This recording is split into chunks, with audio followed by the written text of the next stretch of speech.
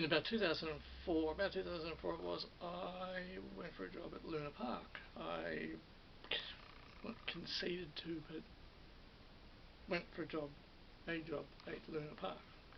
I was a low level, and I had my interview with the actual park manager who, okay, after that interview, I occasionally saw him, but during that interview he said, so well, you know, good chat. And he said, so what, and I thought if I mention SeaGould, maybe that'll be, you get me in here. I said, actually, I was a ride operator at SeaWorld. He's like, oh, really? And I'm like, yeah, I was there for a while. I was there for all of 97 and most of 98. He said, well, okay. He said, I think we need you. I think we need you.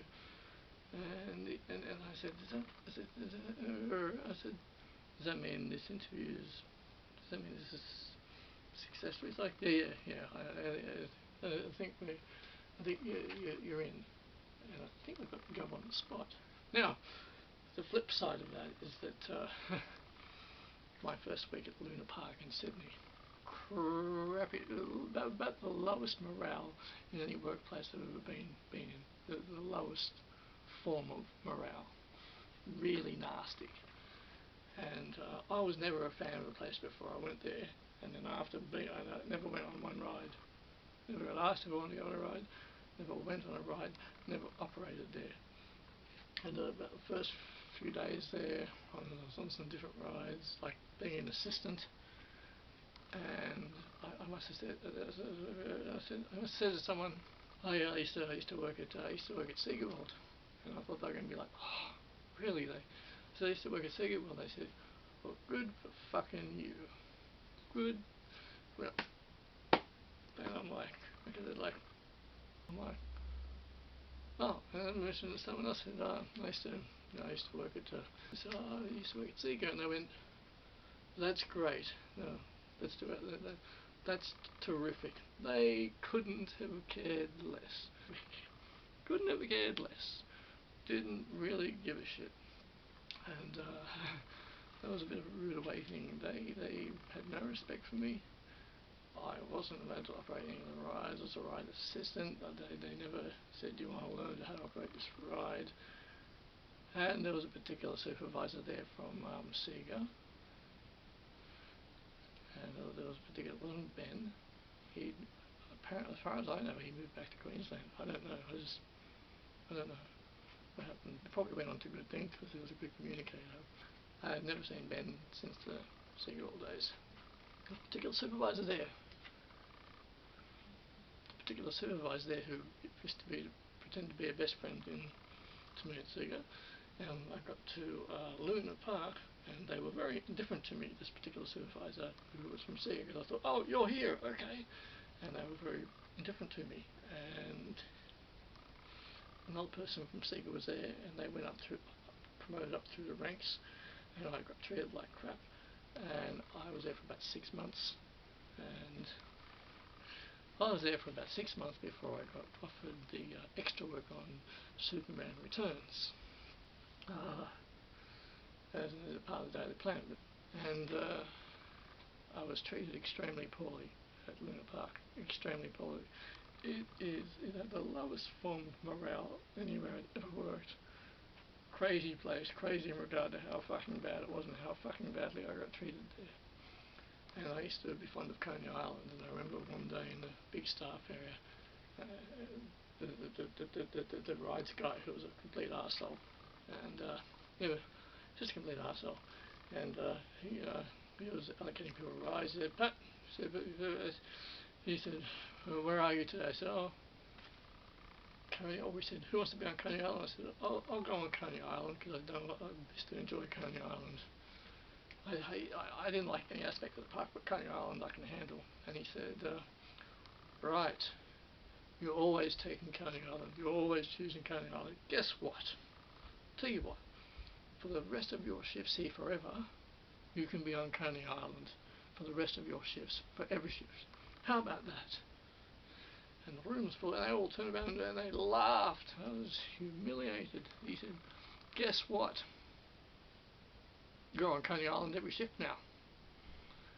And I spent the rest of my time there on Coney Island, and there was one supervisor there who I got along with, and he was a good guy. And he said, "Oh man, I got to get out of this place at some point. And this place is not good." And then I did. I was offered something else. I had an opportunity came up for me, the extra work on Superman Returns, and I left. I just didn't return. They said, if you don't fill your name out, if you don't put your name down for shifts, you don't get any shifts. Want shifts? Tick the boxes. So I just didn't. And I had this opportunity came along, and I took it. Never returned. It just never turned up. I think there might have been a phone call saying, "Do you want the job?"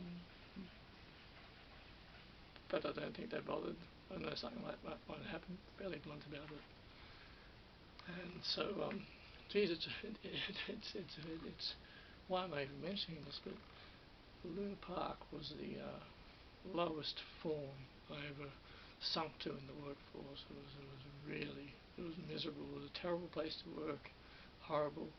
I spent about 6 months there, and when I left, I literally did not blink an eyelid or look back. I was like, no, I'm not going back there. And so I didn't go. Rotten and terrible. They didn't give a shit that I was from Seagull. I couldn't have fucking cared less about that. Yeah. The opportunity I had was that I got offered 30 days on Superman, which turned into about 3 months' work as extra a day. I was at a pub. I was working at Luna Park. I was at a pub one night, and I was at the pub with a friend. Got a phone call from my agent, and she said to me, "So I got you 30." It was very loud, and I couldn't hear her properly. So I said, "She said something about Superman 3 days." I said, did you say Superman 3 days? She said, "No, Superman Returns 30 days." And I'm like, "Oh," she said, "you have to do it. I've worked very hard for this. I got you all in, all of you. Just say yes. You can't, no time to think. Yes, great, bye." And so that 30 days work turned into 3 months. 3 months, I've got 4 seconds of screen time. Superman Returns 2005. And afterwards I was like, "Should I go back to Luna Park?" I was like, "No, I shouldn't go back to Luna Park." And I never blinked an eyelid about it since. And had a tremendous amount of fun on Superman Returns. And that was really fantastic. I was blown away by that. I did about 5 or 6 years of extra work. And the guy from Luna Park was a supervisor. Practically the only guy in the park I got along with.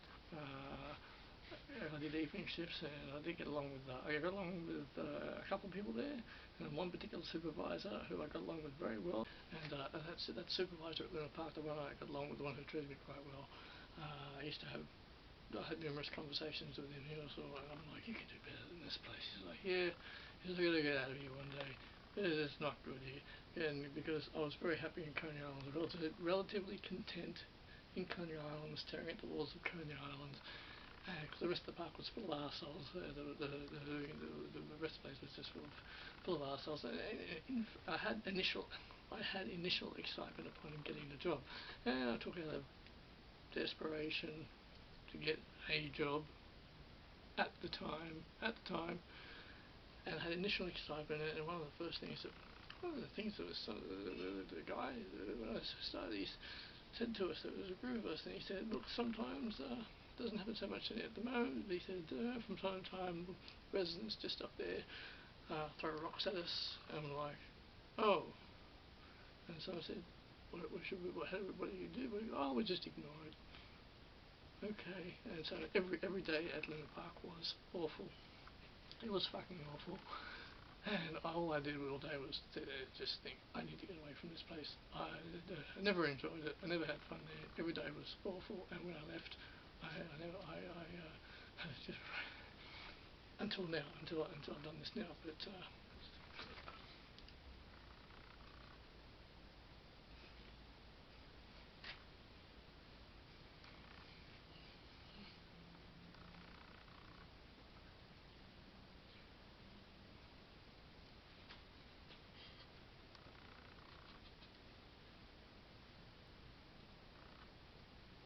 in regard to Luna Park, now, I,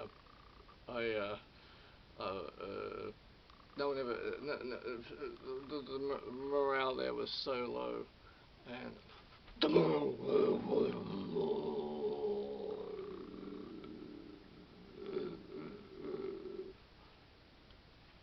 there was low. Now, no one came up to me, none of the supervisors ever came up to me, none of the head riders didn't come up to me. They were all pretty pathetic, and they never came up to me and said, Pat, no one ever came up and said, Pat, gotta get you trained up on everything, you gotta get, you're ex-Sega, gotta get you trained up on everything. Wasn't offered anything like that, nothing like that at all. I spent a lot of my time on rota until I got changed over to, and then to add insult to injury, when I had my shifts on the rota, I was outside as an assistant. It was fucking dismal, and because I remember a few times supervisors that came up and to the person who was came up and they were trying this person up in front of me. They didn't care, and I was on rota a lot. I spent a bit of time on the Ferris wheel, which was really depressing. Everything in the park was depressing, totally different atmosphere to Sega. Different, there was no morale, and then ended up spending all my time in Coney Island, which suited me perfectly fine. But there was a particular there was one particular supervisor. I don't know his name. I don't remember his name.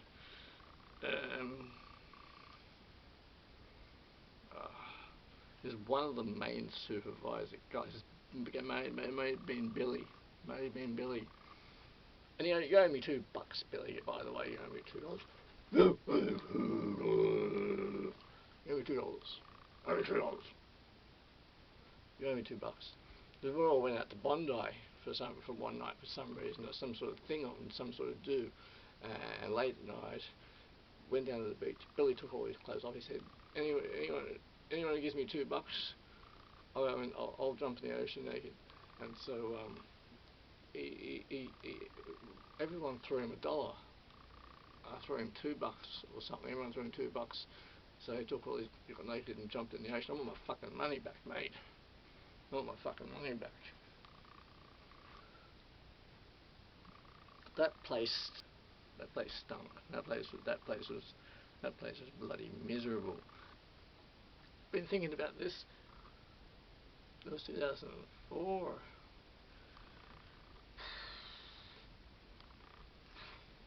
I was gullible. Yeah, at the time when this guy did this thing at the beach, I said, I'm not giving you any fucking money. You're not getting my fucking money. I'm getting out of here. I just walked away. I said, I'm not watching you do that. I'm not watching you do that, because everyone thought it was funny. Everyone was laughing. Looking back on it now, I was like, I really should have just gotten out of that situation, because I didn't want to see that. I didn't want to see any of it. And I said, I think best thing I could have done was fucking get out of Luna Park.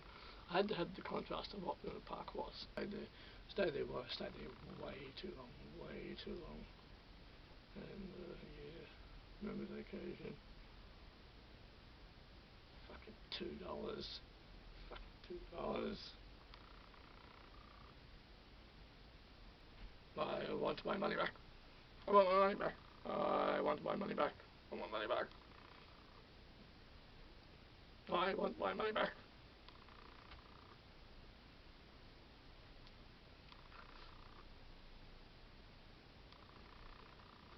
Rotten place. What a rotten place.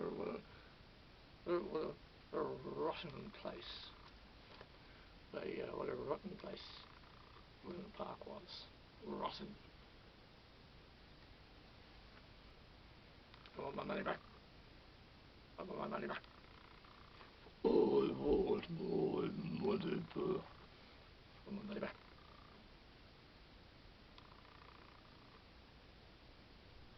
There was another particular supervisor there, and he was I think he was around about a little few years older than me, and I used to converse with him a lot. He had black hair to about here. He used to get headaches. He said he used to always get headaches a lot. He was really the only one there that I got along with, and even he said, I gotta get out of this place. I said, I think you're too good for this place. He said, I gotta get out of here. I gotta get out of this place. and yeah. Um, I had shifts on the other attractions. I wouldn't call them attractions. On the other ride, I had shifts on the other, but they were fucking miserable. They were awful shifts. I was counting down bloody seconds on there, and that place actually made me feel very, very depressed. And then I did get the call from, and I was there for about 6 months, which is about 5 months too long. And I briefly contemplated going back to Luna Park at that point, because that was 2005, that 2005 at that point. I contemplated briefly. I thought, do I want to go back to Luna Park, to the misery, to the depression, to the misery? And I was like, no, I don't.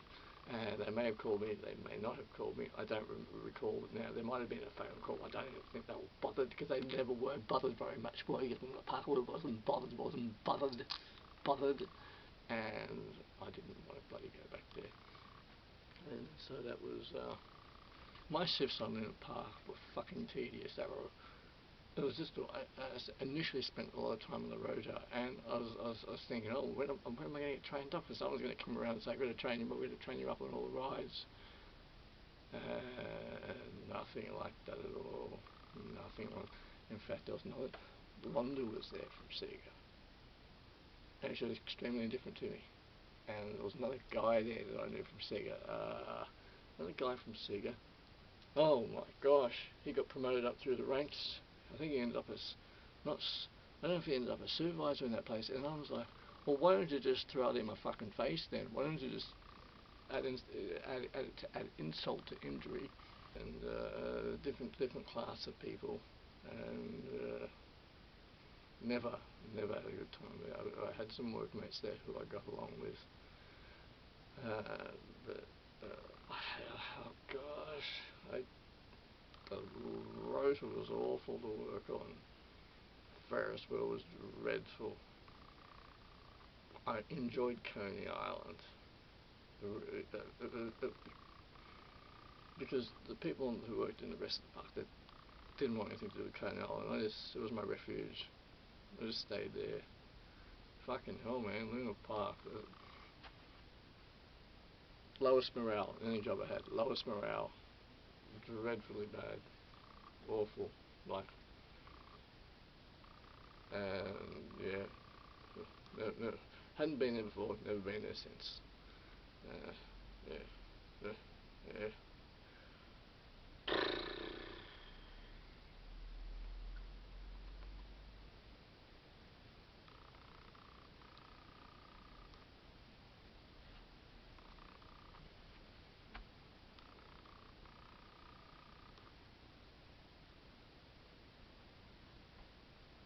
And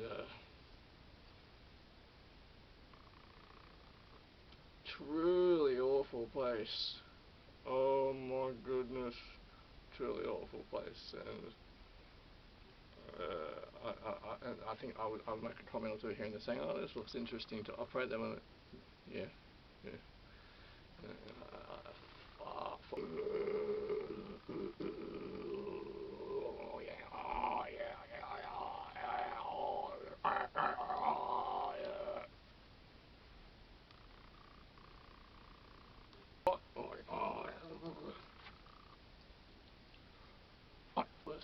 Worst place in Sydney I've ever worked.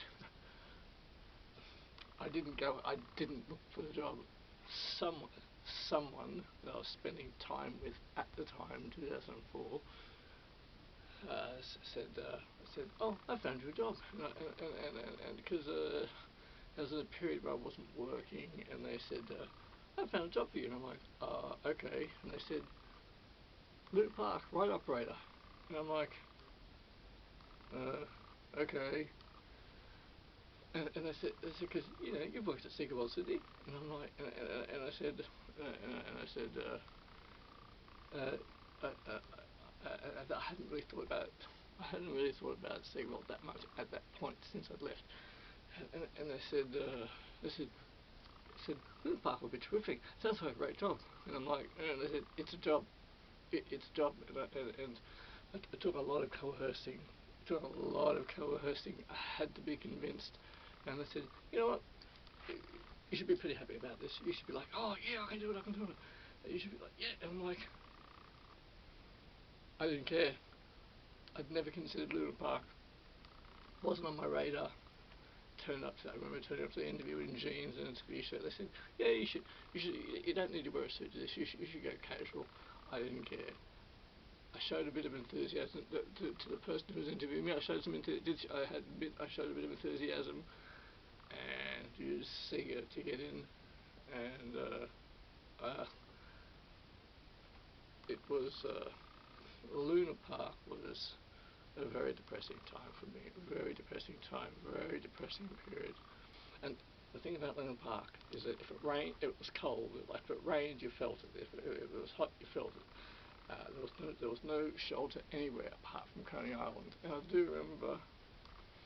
I remember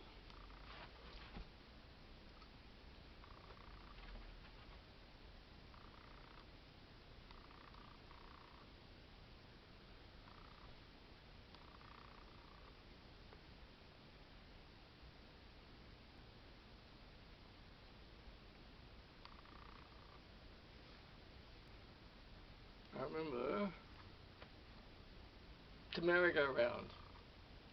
I remember the merry-go-round. Miserable. I remember the merry-go-round because I had a few shifts on it. I don't know how many, maybe 4 or 5. Did my head in. It was awful. It was just a really rotten shift. And all I could think of was, what have I done to deserve to be here? What have I done? Well, I'm being punished for something. And I was being punished for something.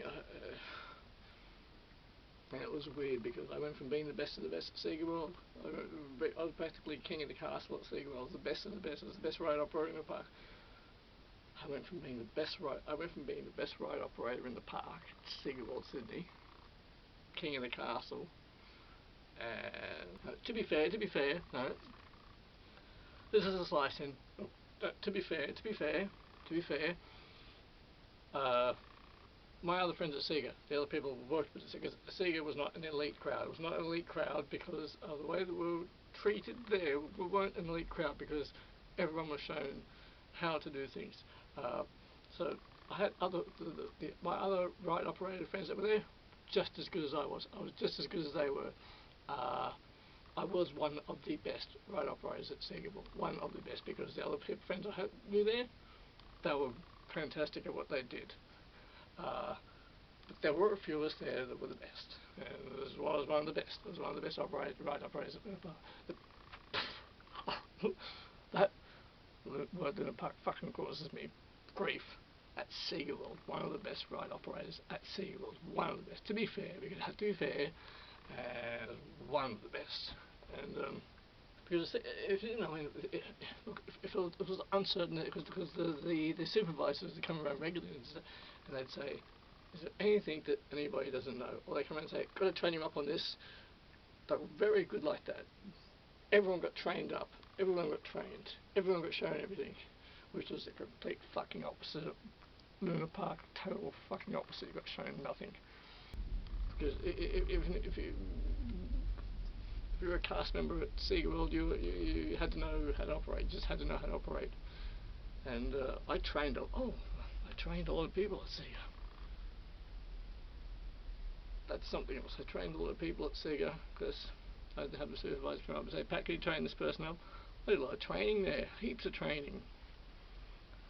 But yeah. I really should.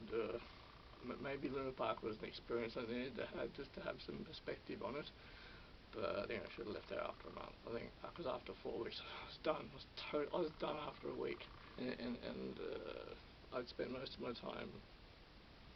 The people that I hung out with at Luna Park were the ones that the other people that when they got their job, when I got my job, they got their job. They're the people I hung around with. They are the people I conversed with. A few of them, and they were like, oh, this place. And they gave us an awful red jacket, which we had to pay for. It was this big red jacket. I think I threw it away. I didn't keep it. Tossed it. I got and my administration papers for Luna Park. I threw out all my admin stuff. I was so so dismayed, or so disappointed by the place, I was so irked by it that I threw everything. Anything in regard to the park, I threw. I got rid of it. Didn't want to look at it anymore. The jacket, tossed it. Coney Island was my refuge. Became my refuge because I had a shift in there. I thought, oh, it was indoors. I thought, oh, this is interesting here. Very, very 1930s feel to it. Very 1930s feel. And I thought, this is interesting. This is interesting. And I got another shift in there, and I kept getting someone to cut it out because in the big staff room, at the beginning of the day, they usually say, I think what happened was they said, Patrick, Coney Island, so you want to be on Coney Island? I've never been. I was like, sure, yes. And I got there and I was like, oh, this isn't bad, this is alright. Oh, this is totally different to the rest of the park. Totally different to the rest of the park. And the people in there were nice. And so everyone would say, it wants to be, because no, the rest of the people, the ride operators in the park, had their rides that they were on. It didn't take me too long to figure that out. So everyone had a particular ride they operated, and they were kind of long-term, fucking miserable long-term ride operators there. What a weird bunch of people they were. Yeah, legends in their own mind. And so, in the big staff area every morning, everyone would be allocated or asked. And then none of them wanted Coney Island, and because the last thing was Coney Island. It was almost like they were painfully bringing up who wants to do Coney Island. I'd be like, after a while, I'd be like, I'll do it. And they said, yep, great, Pat, you can do it. And it started happening all the time. My refuge was Coney Island. It was good in there. It was safe in there. I got along with the supervisor in there. I enjoyed my time in there considerably more than anything outside of the rest of the park. And I think at one point I said to one of the other people who I was working with, I think I even said to the supervisor, fuck it, if I get in trouble with this, I don't give a fuck.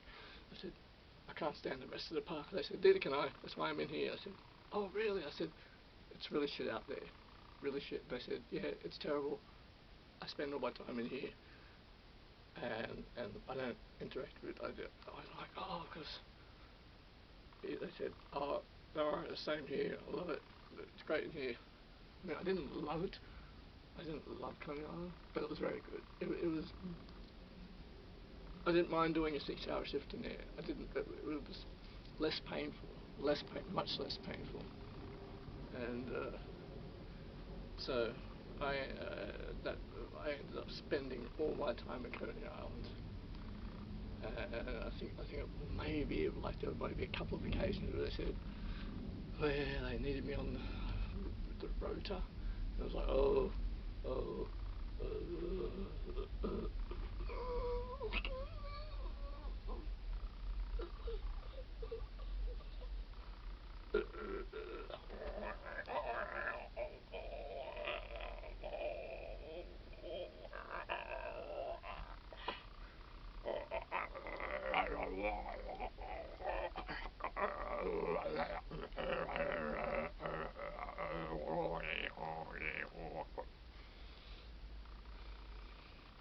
And gosh,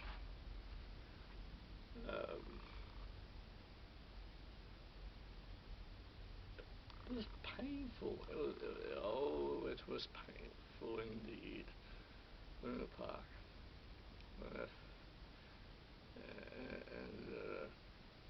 and whenever I'm at Darling Harbour, I like, oh yeah, Seeker Old Sydney used to be there. And it's a bit of a shame that it came down, but they pulled it down.